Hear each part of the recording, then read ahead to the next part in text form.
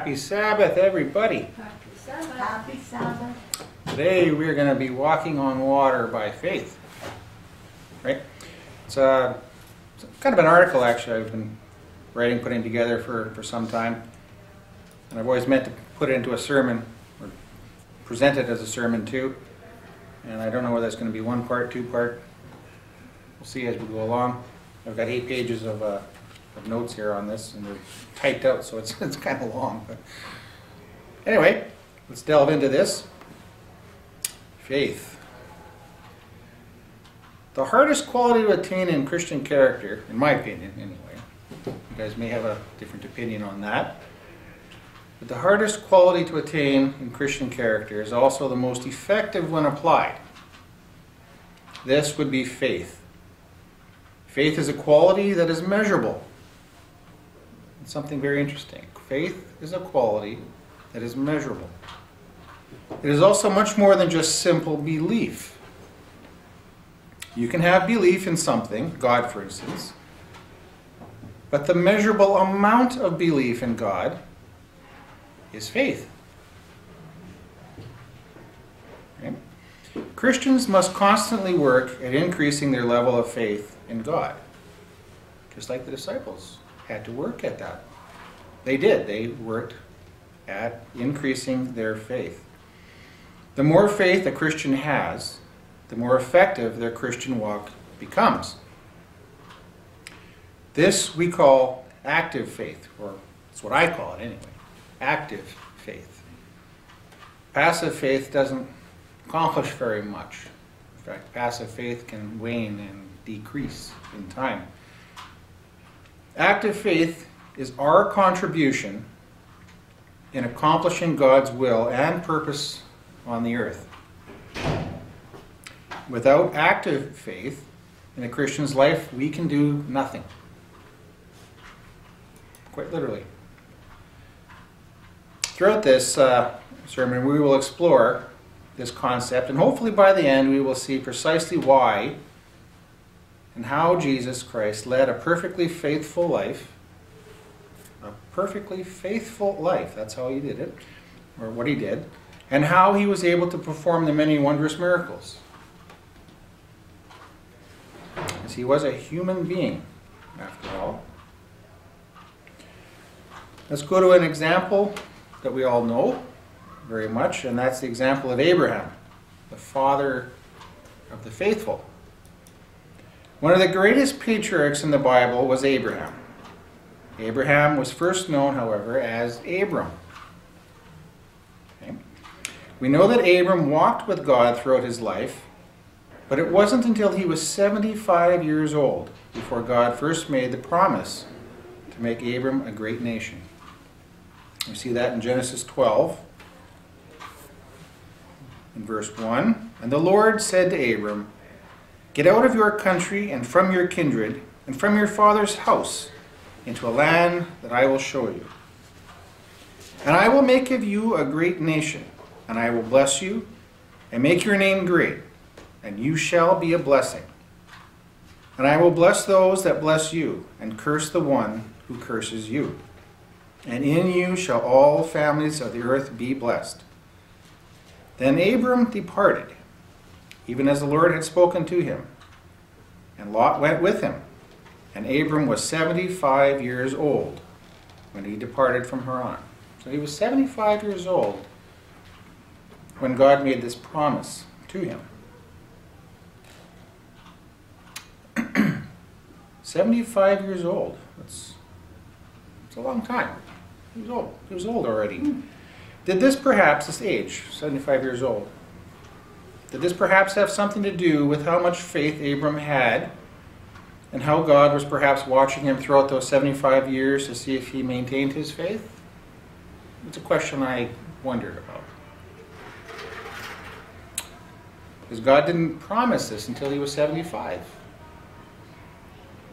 So that's a lot of experience in 75 years. A lot of exercising of faith. Active faith. It's a fair question to ask. It is. Why did God wait until he was 75 years old? Now imagine if after God had made this promise that Sarah conceived shortly thereafter, instead of 24 years later. It was 24 years after God made this promise that Sarah actually conceived. Now you got to wonder why they had to wait another 24 years before they conceived a child. Interesting. If Sarah did conceive right after this promise was made,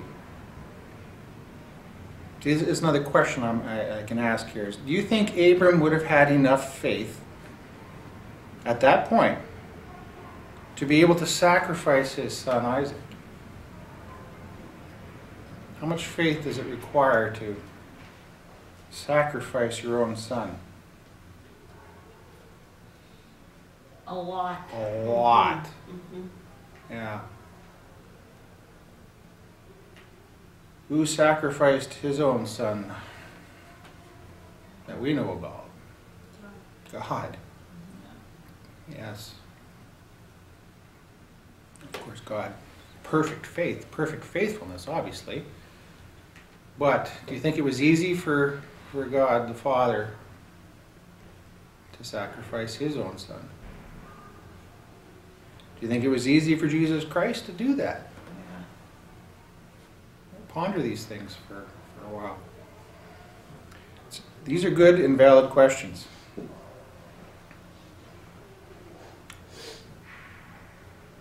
How much faith does it take to accomplish something like that? There is no doubt that Abram had much faith in God. No doubt at all. Look at Genesis 15 and verse 6. Abram had a lot of faith. But did he have enough to be able to sacrifice his son at this point, at age 75? Verse 6 we read, "And he believed in the Lord, and he counted it to him for righteousness."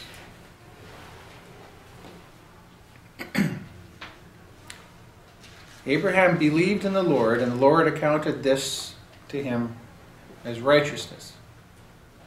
Abraham's belief was proved in his faithfulness. He didn't just believe. Remember, faith is a measurable quality. Abram, who became Abraham, had faith that was measured quite a bit in order for God to make this promise to him. But at this point in time, at age 75, did he have enough faith to be able to sacrifice his own son? When we get baptized too, or when we just get newly introduced into the faith, we get newly introduced into the faith. Interesting statement, isn't it? How much faith do we have at that time? A fair amount to be able to get to that point to begin with. But as we grow in knowledge and grace, our faith increases.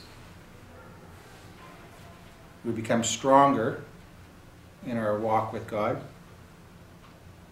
And we were able to accomplish much more. Fortunately, none of us have been tested in the way that Abraham had to be tested. I hope it never gets to that kind of point, because I wouldn't want to have to do that. It's not something I'd like to be tested with. God made this promise to Abram, and by faith, Abram believed God. God therefore declared Abram righteous because of his faith. That's why Abram was righteous. Did Abram sin? Of course he did. All sin and come short of the glory. Did Abram sin after this promise was made to him? Of course he did. I'll show you some examples of that too. But it was part of his walk forward in becoming more faithful, his faith increasing to the point where He could sacrifice his son. I hope to show you that. So God therefore declared Abram righteous because of his faith. But still, at age 75, did Abram still lack the amount of faith necessary to sacrifice Isaac? I would say yes. At this point, Abram still lacked the amount of faith that would be necessary to sacrifice his son, and I'll try and show that. So we must ask this question, try to understand why God waited another 24 years before Sarah conceived. God doesn't actually say, okay, you're going to wait 24 years, or why he made them wait 24 years. And we notice in those 24 years, several times after this promise was made, that Abram, who now was known as Abraham, father of many, would make several foolish mistakes or sins due to a lack of faith. For instance, he lied to Pharaoh about Sarah having, he lied to Pharaoh about Sarah, which allowed Pharaoh to take Sarah into his harem. This was after God made this promise to him. He allowed his wife to be taken by Pharaoh into his harem. Why did he do that? Because he was too old. He thought he was too old for her. No, we'll read in there for sure, but it was definitely a lack of faith. He did this because he worried that Pharaoh would kill him and take Sarah anyway, which was a lack of faith in God. Because God had promised him a son. God had promised him that he would make Abraham the father of many nations. Now, how would God be able to do that if Pharaoh killed him? Couldn't do it. So Abraham lacked faith with this encounter with Pharaoh. He worried and feared for his own life, and he allowed his wife to be taken into Pharaoh's harem.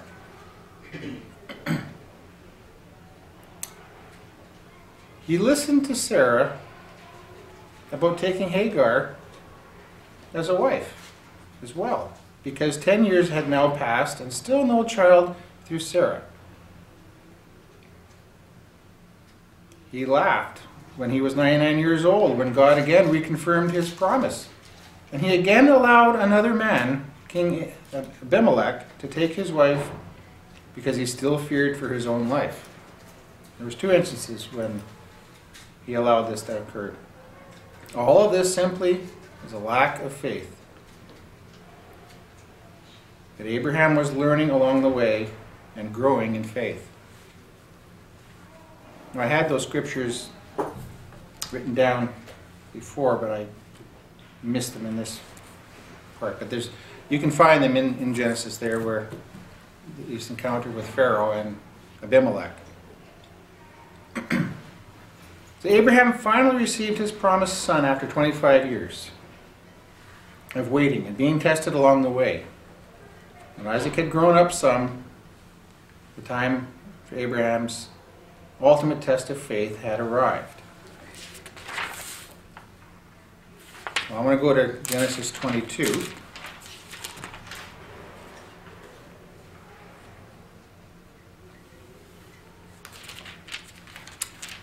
Genesis 22, verse 1. Now it came to pass after these things that God tested Abraham, and said to him, Abraham, and he said, Here I am. And he said, Take now your son, your only son Isaac, whom you love, and go to the land of Moriah, and offer him there as a burnt offering on one of the mountains, of which I shall tell you." So Abraham rose early in the morning and saddled his donkey and took 2 of his young men with him and Isaac his son. And he split the wood for the burnt offering and arose and went to the place of which God had told him. So Abraham took the wood of the burnt offering and laid it on Isaac his son. And he took the fire in his hand and a knife. And all this took a long time to do all this too. And what do you think his mind was thinking all along? And the 2 of them went together. But Isaac spoke to Abraham his father and said, "My father." And he said, "Here I am, my son." And he said, "Look, the fire and the wood, but where is the lamb for a burnt offering?" And Abraham said, "My son, God will provide for himself the lamb for a burnt offering." That's an interesting statement too. Read that again. "My son, God will provide for himself the lamb for a burnt offering." That has a dual sense, doesn't it? Because Jesus Christ became that lamb also, did he not? So the 2 of them went together, and they came to a place of which God had told them. And Abram built an altar. That takes time to do that. There, and placed the wood in order. And then he bound Isaac his son and laid him on the altar upon the wood. And Abram stretched out his hand and took the knife to slay his son. He was just about to do it. After all this preparation and this journey to get there too. What do you think his son thought of all this? Shock, fear, betrayal. Would he have known? Well, would he have known? Well, as soon as his father started binding him. Yeah. I mean, Jesus knew Jesus what knew, yes. the plan is. But Of course. did Abram's son know? Did Abram explain it to his son? We don't know that. We don't know whether Abraham explained it to his son or not. He could have been real naive. Could have been. And how old was Isaac too? He was a lad. Yeah, he was a young He boy. was a lad, Yeah, which is a young, but he young knew boy. his Yeah. father wouldn't hurt him, so he just. He trusted that his father wouldn't hurt Yeah. him, but I'm sure he was quite confused at this point. Was there a struggle, or did Isaac just willingly just like, what are you doing? We don't know that. Yeah. But imagine if his son was begging and pleading as well. Like, what are you doing? Wouldn't you think that there would be more of a parallel because Jesus knew his father's plan? He knew God's plan. So what if Isaac knew his father's plan? If he was a young lad, he wouldn't have had that kind of maturity to understand it like that. That's a good point. He And wouldn't, the faith yes, to be he able wouldn't to- have had the faith either.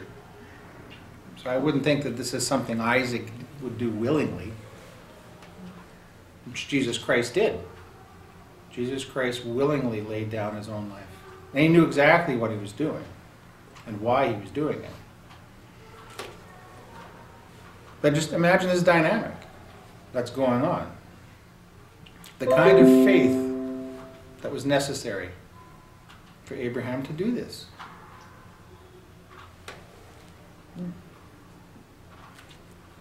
That's the kind of faith that we aspire to. Abraham is called the father of the faithful for a reason. And you can see what's going on here as to why he was called that. And we can see that beforehand that Abraham struggled with many things too, even in his older age when God called him righteous. He still struggled with his own faith.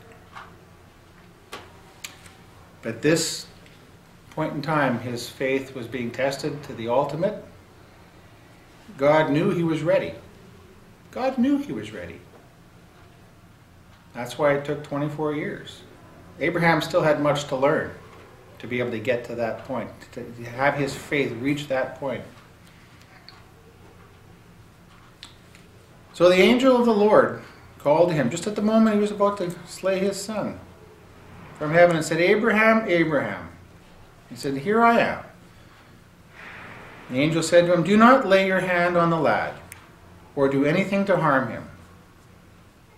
For now I know that you fear God, since you have not withheld your son, your only son, from me. And God did not withhold his son from us either, for the sacrifice that had to be made. And the angel of the Lord called to Abraham a second time out of heaven and said, By myself I have sworn, says the Lord, because you have done this thing and have not withheld your son, your only son. Blessing I will bless you and multiply. I will multiply your descendants as the stars of the heaven and as the sand which is on the seashore. And your descendants shall possess the gate of their enemies. In your seed all the nations of the earth shall be blessed, because you have obeyed my voice. And indeed, this world has gotten this blessing. And Jesus Christ was born through this lineage too. This is one of the most powerful passages in the entirety of the Bible, because of what transpired in there. It foreshadows the time when the Father also had to offer up his only begotten Son as a sacrifice for the whole world. That's why it's such a powerful passage, because it does show what the Father and the Son did for us as well. Very much so. Abraham had finally developed the faith necessary to be able to do this.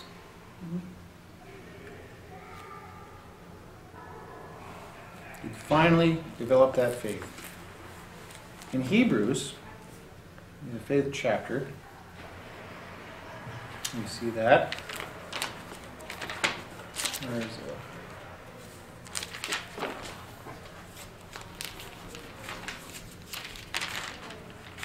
Hebrews 11.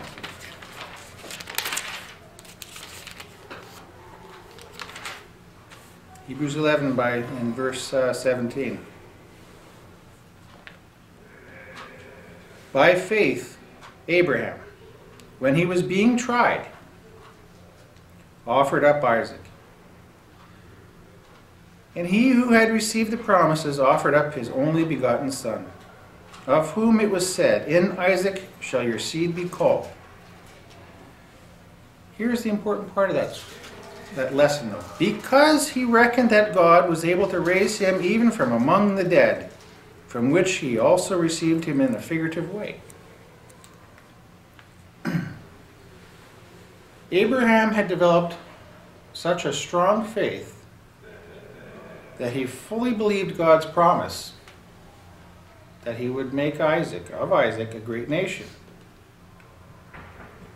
And God had asked him to sacrifice his son, to kill him. Abraham, what we see in Hebrews here, had come to the point in his faith to trust God, right to the point that knowing that even if he was to slay his son, God would raise him back up to life right afterwards. And God's promise would be fulfilled.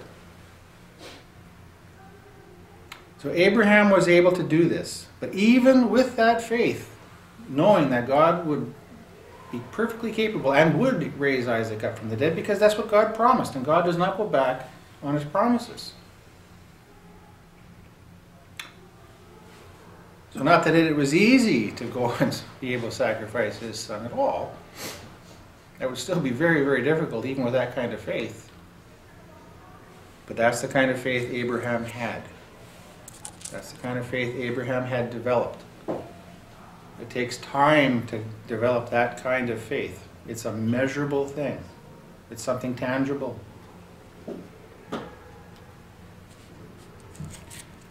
Now in the New Testament, there's a great many examples of faith too, and what active faith can accomplish in the gospel. Let's look at several that are often read over quickly without noticing the significance of their commonality and whole. In Luke 8,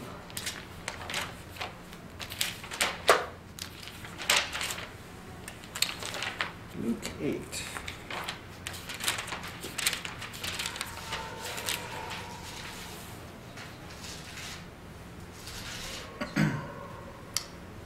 Verse 22. It says, "Now it came to pass on one of those days that he and his disciples went into a ship.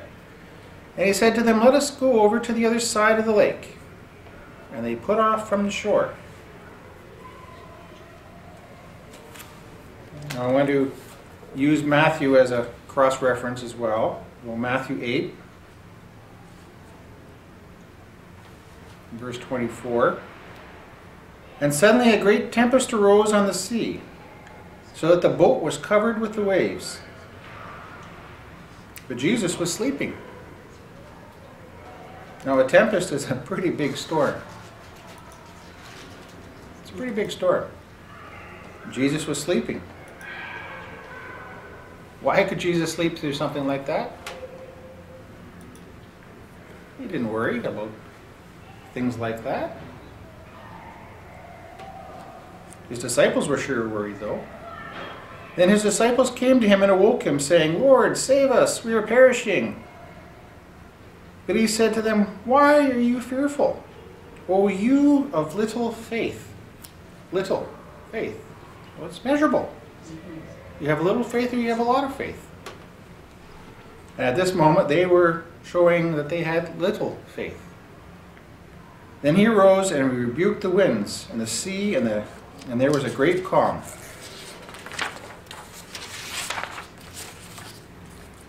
Mark 4, verse 40, elaborates a bit. And he said to them, "Why are you so fearful?" Why are you so fearful? What does fear do to faith? What does fear do to faith? Anybody? Makes you scared. What makes you scared, of course. What can happen with your faith when you're fearful? What happened when Abraham was in the presence of Pharaoh or King Abimelech? He feared for his life. So his fear overcame faith that he had, and sin followed. That's what fear does. It takes away your faith. It crumbles faith if its faith is not strong enough. And only strong faith can overcome fear. The disciples, when they were martyred, they knew that was their lot, that it was going to happen. Stephen, for instance. Such great faith overcomes fear. Fear is an enemy. Jesus asked them, "Why are you so fearful? How is it that you have no faith?"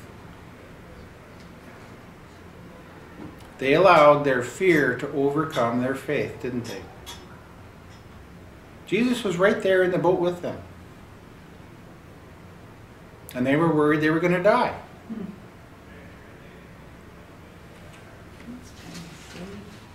We can actually learn a great deal from this story. The pressing question is, why did Jesus respond to his panicked and terrified disciples the way he did? They were panicking, and they were terrified. Firstly, the disciples had been with Jesus for some time, witnessing many great miracles. That was for some time before this occurred. Secondly, Jesus had been personally teaching them as well for a long time. So their faith should have built up some, shouldn't it? Should have. But they didn't have the Holy Spirit yet given to them like they did at Pentecost. So they were at a bit of a disadvantage. But still, their faith should have been to a certain level. And Jesus called them out on it. Why do you have no faith? Why are you so fearful? They could have had more confidence even. Confidence.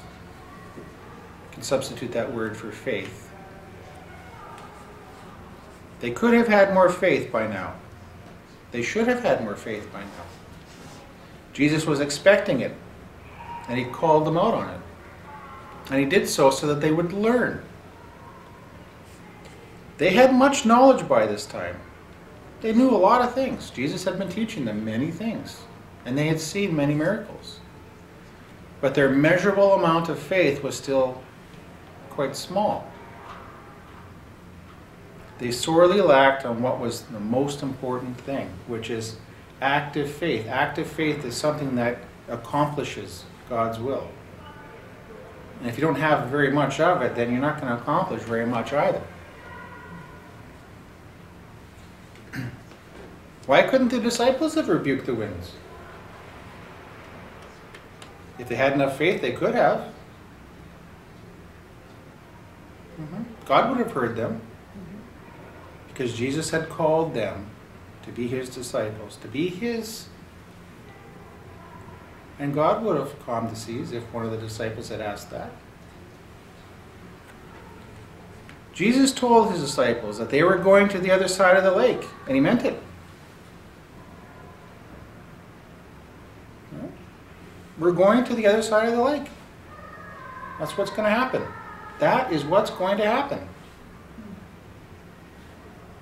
Big tempest came, and suddenly they worried that that wasn't going to happen. Jesus said that's going to happen.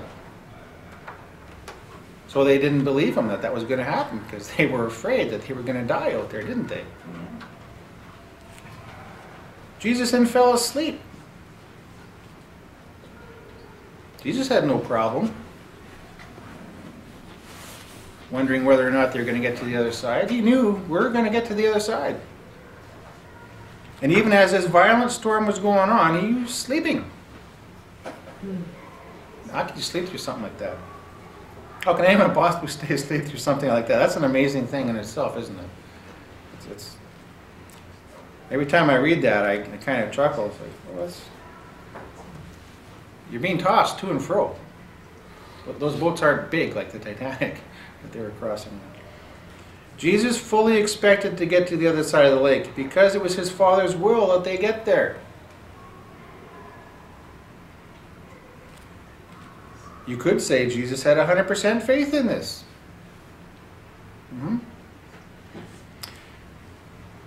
This is how Jesus could sleep in the middle of this very scary storm.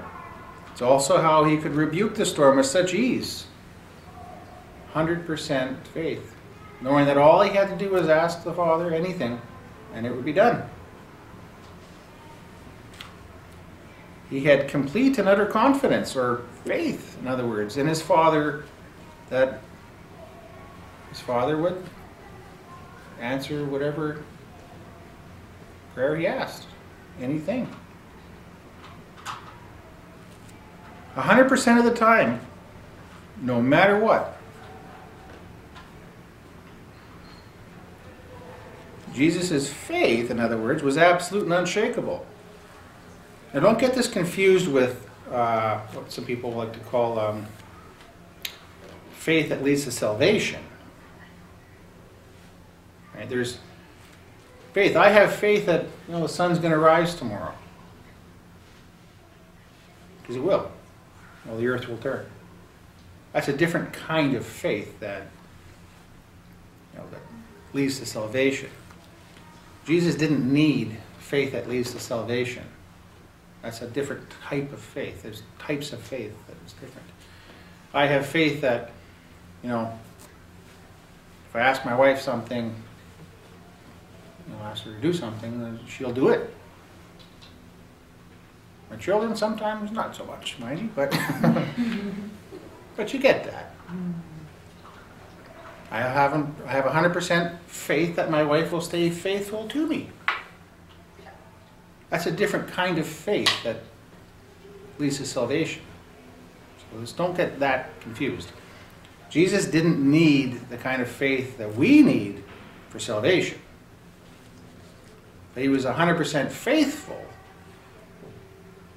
in God's will. 100%. Nothing that Jesus asked would be denied.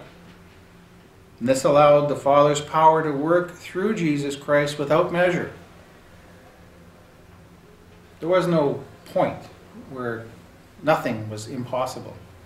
Anything was possible with Jesus Christ. Because God could do anything, can't He? And the Father could work through Jesus Christ and do anything. He knew with absolutely no doubt whatsoever that it would be accomplished. No doubt. Doubt is an enemy too. Fear is an enemy. Doubting is an enemy. And doubt and fear go together. They do. And doubt and fear are the opposite of faith. This is the kind of faith that Jesus had. No doubt whatsoever. No doubt whatsoever. The Father can accomplish anything. And this is the kind of faith that we as Christians all must strive for.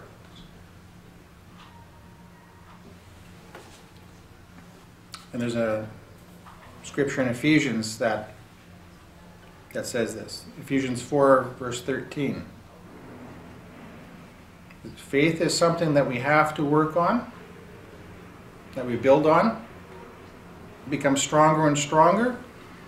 And seen in Ephesians 4, verse 13, until we all come to the unity of the faith and of the knowledge of the Son of God, to a perfect man, to the measure of the stature of the fullness of Christ. Okay. He's not on Skype anymore. Okay. When his disciples woke him, and he saw them in a terrified state, he first chastised them on the state of their faith. That's what he did. This confirms that if any of his disciples had enough faith, then any one of them could have rebuked the storm. They could have. Which one of us would have had enough faith to do that? Do you think if you're on that boat yourself, that the storm is raging like that you could have prayed to the Father and the storm would have calmed? This is entirely the point for us today, which is according to God's will, to develop this kind of faith. That's what we're trying to do. That's what we're trying to accomplish right now. His disciples failed this test because of their unbelief. It was a test of faith, and they failed it because of their unbelief, their doubt, their fear. They did not trust in the Father or in Jesus Christ enough. A measurable thing. They believed in Jesus Christ. They believed in the Father. But not enough. It's a measurable thing. Not enough to be able to accomplish God's will at this point. They even went so far as to think that Jesus may not even have cared if they drowned. You can see that in Mark, verse 38 there. What about their lack of faith that Jesus chastised them about? Was it their lack of faith in the mission to get across? That they were the chosen disciples? In the Savior himself who was aboard? Yes to all the above, I would imagine. And when we have moments of fear ourselves and we start to doubt in our own faith, we need to remember the words from David in Psalm 56. Psalm 56, verse 3. Whenever I am afraid, I will trust in you. And also in Isaiah 12, verse 2, it says, "Behold, God is my salvation. I will trust and not be afraid."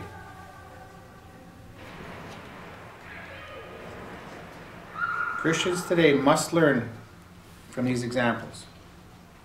We can't be content with our present level of faith, but instead be in a constant state of growth. Hebrews 3:12 says, "Lest there be in any of you found an evil heart of unbelief."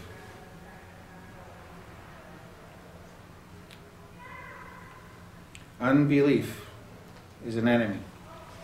Doubt is an enemy. Fear is an enemy. All those things are overcome by strong faith. See what time we're doing here. Okay. And when we look at the healings that Jesus did, there's one particular example of active faith involved which is quite noteworthy. Normally, Jesus would have compassion on the many and heal all manner of ills, but would always be aware of who he was healing and of what. Well, almost always. Almost always. Look in Mark 5, beginning in verse 25. Now a certain woman had a flow of blood for 12 years, and had suffered many things from many physicians. She had tried everybody to try to help her. She had spent all that she had and was no better, but rather was growing worse. And when she heard about Jesus, she came behind him in the crowd and touched his garment. Why did she do that? For she said, "If only I may touch his clothes, I shall be made well." Wow, that's faith, isn't it? Immediately the fountain of her blood was dried up, and she felt in her body that she was healed of the affliction. She could feel herself being healed, power coming into her. And Jesus, immediately knowing in himself that power had gone out of him, the Holy Spirit is power. He could feel the movement. Isn't that interesting? Turned around in the crowd and said, "Who touched my clothes?" But his disciples said to him, "You see the multiple people thronging around you?" Lots of people. He's probably touched by a lot of people, bumped or whatnot. But only one of them had true faith. Yeah. And yet you say, "Who touched me?" Probably hundreds of people have touched you since we've been here. But that's not what Jesus meant. Someone touched him in faith. And he looked around to see her who had done this thing. But the woman, fearing and trembling now, she had a lot of faith. She respected Jesus Christ a lot, and now she's being pointed out. She didn't want to be pointed out. She just wanted to come behind and just touch his clothes. And she knew that she'd be healed. And then she'd just go her way. She didn't want to make a scene. Knowing what had happened to her, came and fell down before him and told him the whole truth. And he said to her, "Daughter, it was your faith that made you well." How could her faith have made her well?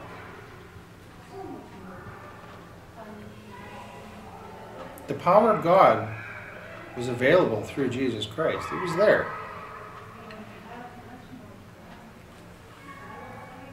Faith allowed access to it. That's the difference. She had such faith that she knew All she had to do was touch him. He says, "Go in peace and be healed of your affliction." In a large crowd such as this, countless people would have touched him. Countless. And his disciples noted this. But only this one particular woman was healed in this manner. This was so extraordinary that it made Jesus himself turn in the crowd to find the one who had exhibited such great faith, because it was a perfect opportunity to teach others and to teach his disciples. His disciples needed to see this so that they could understand the power of faith. Jesus was pleased that he encountered such faith, and he acknowledged it personally. Again, faith is a measurable, quantifiable, and tangible trait in a person, and whenever Jesus encountered such great faith, he always acknowledged it. The story of the Roman centurion in Matthew 8, 5-10. Remember that one? He says, "Well, you don't actually need to come to my house. All you have to do is speak the word, and I know that my servant will be healed."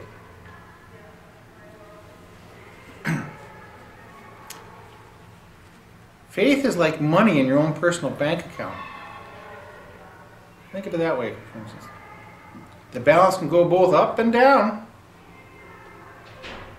Yeah. Fear, doubt, unbelief will make that account go down, won't it?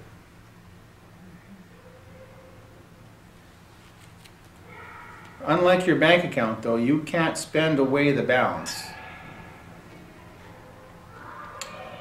Like an investment, however, the more you use it, the more it grows and accumulates, and the more can be done with it.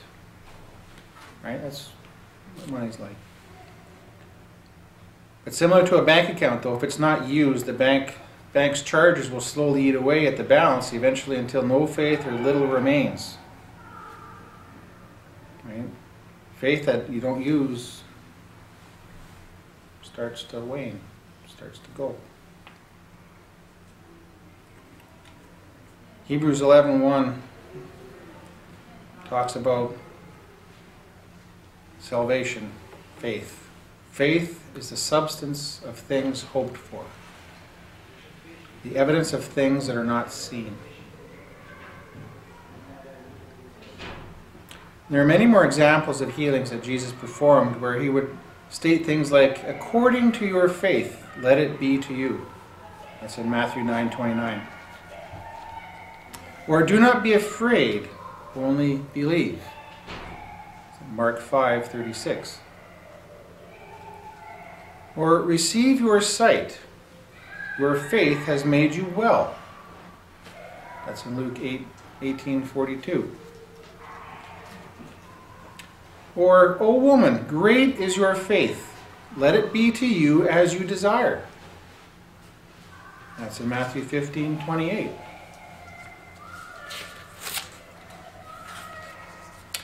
Let me see where I am here. Okay.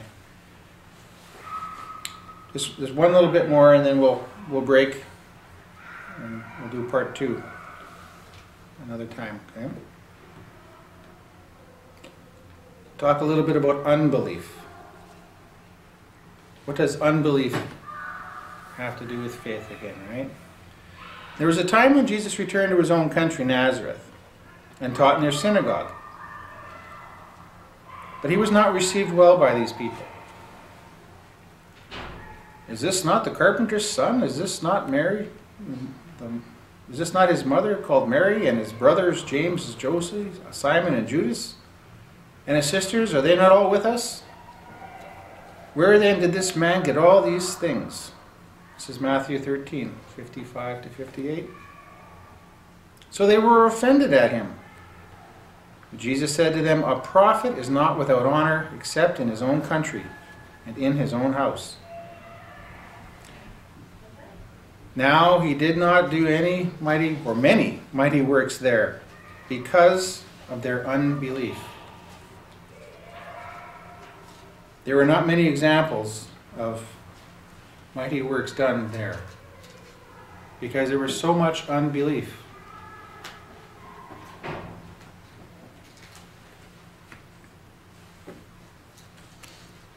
Belief, faith, accomplishes much. Unbelief accomplishes nothing.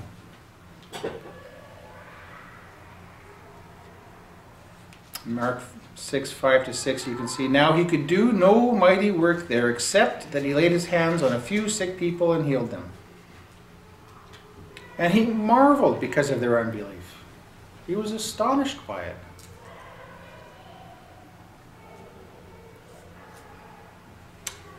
When Jesus encountered a blind man in Bethsaida, who showed faith befitting healing, Jesus first led the man out of the town before healing him, because there was so much unbelief in that town.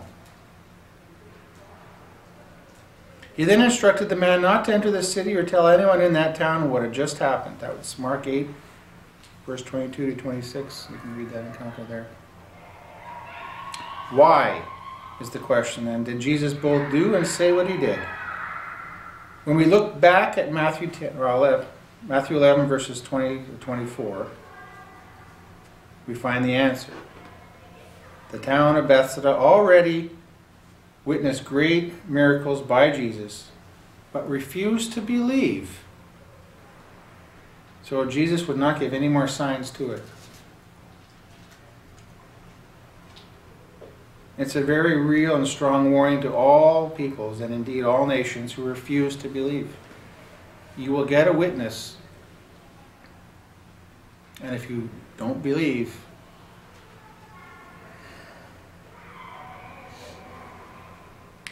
we can learn a few things in general about this kind of thing. Not including the element of mercy, but these are the kind of things we can learn. That is that God looks for signs of faith in our lives. Yeah, Jesus did. He looks for signs of faith in our lives before he will do something. When God finds evidence of faith, then he responds. He does. And as your faith is, so it shall be done unto you. It's an important one too, isn't it? And God expects us to have faith in him. And he's astonished by the level of our unbelief. These are important points that we can learn from that. God looks for signs of faith in our lives. And when he finds faith in our lives, he can accomplish much in us.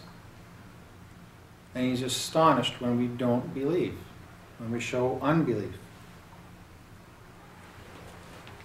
So let's show faith.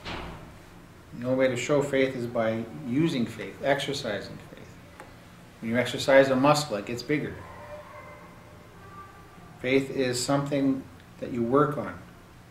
Faith is something that grows when you work on it. Faith is something that accomplishes God's will. Faith is something that leads to your salvation. It's the most important thing. And we'll continue later.